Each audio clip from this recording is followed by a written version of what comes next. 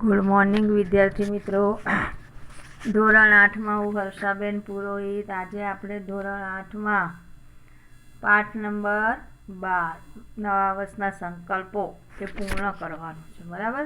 આપણે જોયું કે લેખકે આપણને બકુલ ત્રિપાઠીએ બતાવ્યું કે નવા વર્ષમાં લોકો કેવા કેવા સંકલ્પો લે છે, એના વિશે આપણે ભણ્યા. એમ કે કોઈ વ્યક્તિ એવું વિચારે કે હું સવારે વહેલો ઉઠવાનો સંકલ્પ કરે, પછી વહેલા ઉઠવાના સંકલ્પમાં એમ કે દિવાળીના 5 દિવસ તો એમ કે દિવાળીના ગણાય, એટલે લાભ પાંચમ સુધી કંઈ વિચારે નહીં. ત્યાર પછી એમ કે વિચાર કરે અને એલાર્મ મૂકે તો એલાર્મ બંધ થઈ જાય છે. એવી રીતે એલાર્મ રિપેર કરવામાં ને કરવામાં દિવાળી આવી જાય. પછી આપણે આગળ એક જોયું કે બીજો એક સંકલ્પ જોયો કે ચા નહીં પીવાનો. લેખક એવું કહે છે કે ચા નહીં પીવાનો સંકલ્પ કરે, ચા નહીં પીવું એવું વિચારે, અને પછી એમ કે જ્યારે એ થાય તબિયત બગડી જાય છે, દવાખાનામાં લઈ જાય છે. તબિયત તો સારી જ થઈ જાય છે, પણ તબિયત ના સારી હોવાને કારણે ઉપવાસ કરવા પડે, એટલે એમ કે દિવસમાં 6-7 કપ ચા થઈ જાય. આવો એક નિર્ણય કર્યો હતો. પછી આગળ આપણે બીજો એક નિર્ણય જોયો કે લેખક એવું કહે છે કે મારા એક સંબંધી એટલા બધા ગુસ્સાવાળા હતા, પણ એમણે એવું નક્કી કરેલું કે હવેથી હું ગુસ્સો નહીં કરું.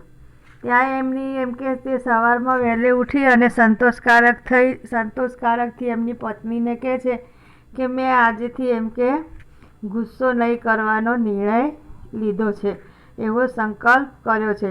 અહીંયા આપણે એ જોતા હતા કે જ્યારે એમ કે સવારમાં એમનું કંઈ કામ થતું નથી, એમનું કંઈ વિચારેલું ધારેલું કાર્ય સફળ થતું નથી, ત્યારે એમને ગુસ્સો આવી જાય છે અને તેમણે એકદમ બૂમ પાડે છે. અરે પછી અંદરથી તેમના પત્ની બોલે છે કે હવે અહીંયા તો આવી તો ખરી, પણ શું કહો?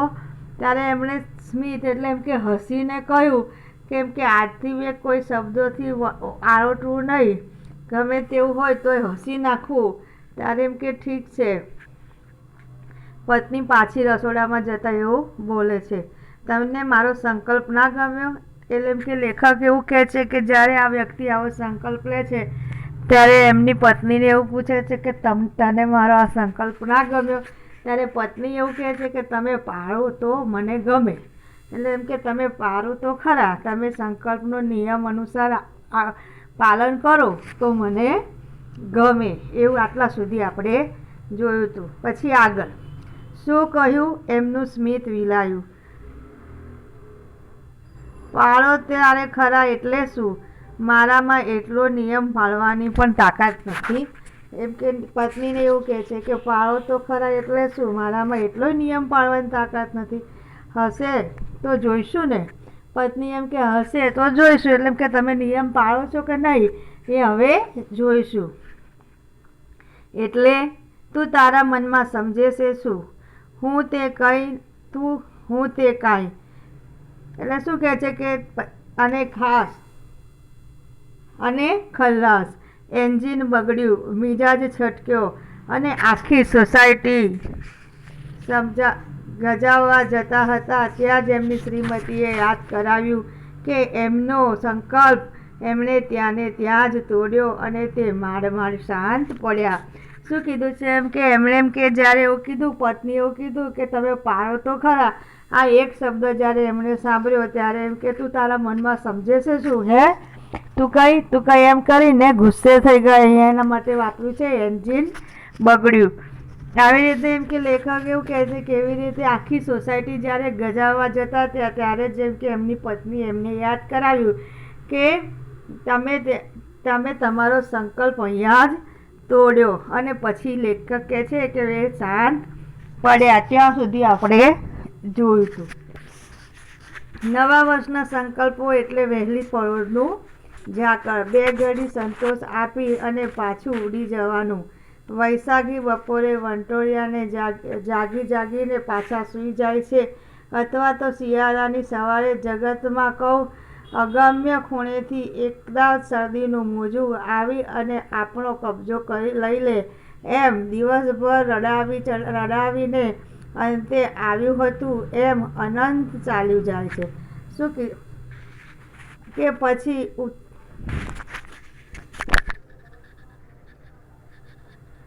કે પછી ઉસ્તાદના જલસામાં કોઈ સંગીત બરાબર જામ્યું હોય એટલે તે ઊંઘનું એકાદ ઝોકું આપણને પવન કરી અને તબલાને પાછી જબરજસ્ત થાય તેમ આપણે ચમકાવીને ભાગી જાય છે, એમ આત્મા સુધારણાના ઉત્સાહનું મોજું પણ દર બેસતા વર્ષે આવે છે અને આવીને પાછું ઉડી જાય છે. વર્ષના આરંભે હોય એટલા ગીતા ભક્તો બીજા 11 મહિના હોતા નથી.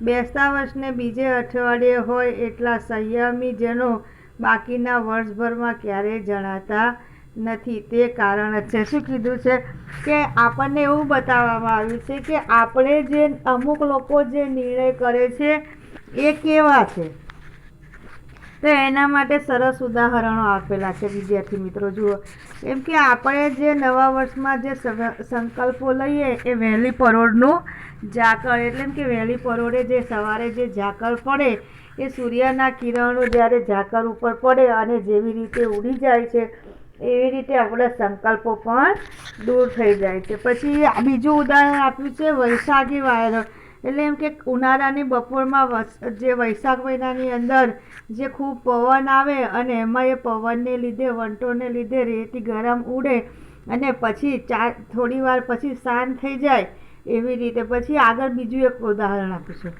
કે શિયાળાની સવારે જગતમાં કોઈ પણ વ્યક્તિ એમ કે કોઈ પણ ખૂણેથી ઠંડીનું મોજું જેવી રીતે ફરી વળે એવી રીતે એમ કે અને એમ કે નાના બાળકને આખો દિવસ રડાવી અને પછી અંતે તેનું કાર્ય કરીએ એવી રીતે એ કેટલા બધા ઉદાહરણો આપ્યા છે. જુઓ, પછી એમ કે ઉત્સાહના જલસામાં, એટલે એમ કે કોઈ પણ પ્રસંગ હોય અને એનો ઉત્સાહનો જે જલસો હોય અને ત્યારે સંગીત બરાબર ઉત્સાહ, એટલે એમ કે એમાં સંગીત બરાબર ઉસ્તાદ, એટલે સંગીતકાર જે તબલા વગાડે ને એને ઉસ્તાદ કહેવાય. એટલે એમ કે એના તબલા વાગડમાં બરાબર મશગુલ બધા થઈ ગયા હોય અને ત્યાં આપેલી જેવી રીતે 5 મિનિટનું ઝોકું ખાઈ રહીએ એવી રીતે એમ કે આ સંકલ્પો.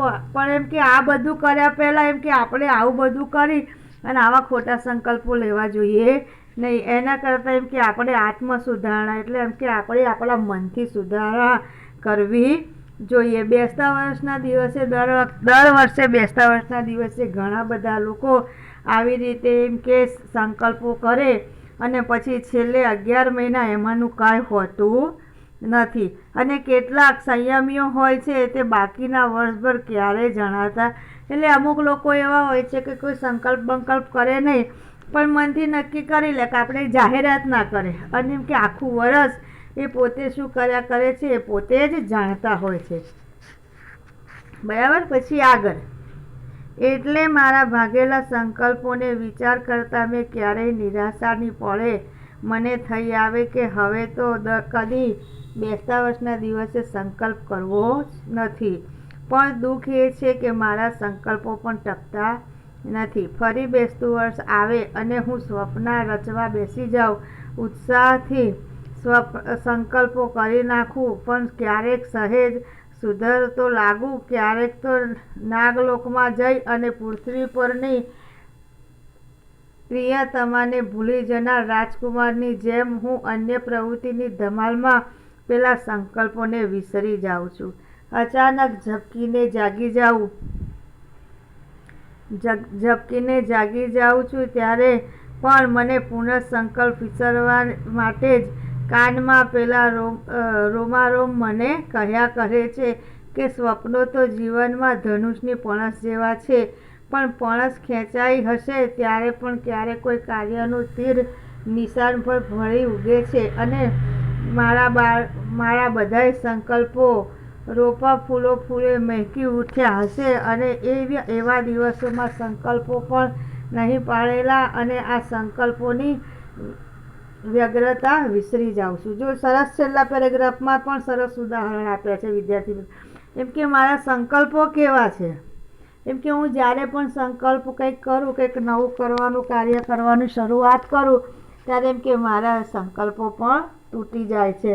એવી રીતે એમ કે અહીંયા આપણને ઉદાહરણ આપ્યું છે એમ કે જેવી રીતે પૃથ્વી પરથી કોઈ વ્યક્તિ રાજકુમારને નાગલોકમાં લઈ જવામાં આવે અને ત્યાં એનો જેવી રીતે સંકલ્પ તૂટી એ મનુષ્ય લોકના બધા માનવી અને ભૂલી જાય છે, એવી રીતે એમ કે હું પણ મારા સપનાને ભૂલી જાઉં છું. પછી જ્યારે અચાનક પાછો ફરું ત્યારે એમ કે હું જેવી રીતે બધું વિસરી ગયા હોય એવી રીતે હું મારા સપનામાં વિસરી જાઉં છું. પછી આપણને એક બીજું ઉદાહરણ આપ્યું છે કે અહીંયા કીધું છે કે ધનુષની ફોળા છે, એટલે કે ધનુષમાંથી જેવી રીતે બાણ છૂટી તીર નીકળી જાય છે અને એને કોઈ એ હોતું નથી, એવી રીતે મારા સંકલ્પો પણ ઉડી જાય છે.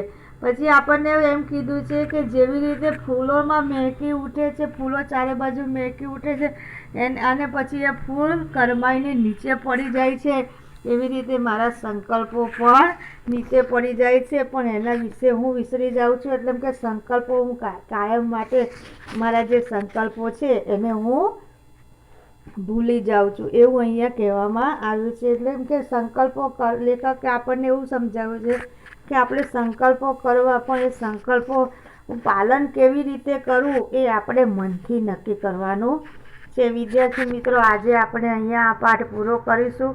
ફરીના વિડીયોમાં આપણે એનો અભ્યાસ ભણીશું.